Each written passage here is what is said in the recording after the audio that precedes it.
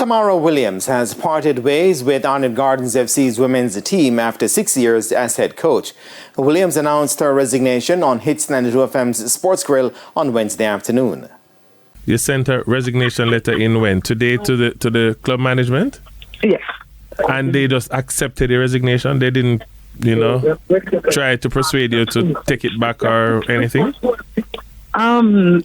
No, not that I know of, because I've been busy. So, I just left to work. Okay, so it's possible that you may get a call to say, come, you need to sit and meet with us and talk about this. Yeah, but the decision will still stand. When pressed about her reason for leaving, Williams had this to say. No, I was getting from the community was wonderful, but a few individuals in the club was affecting my mental health and my best ability to coach.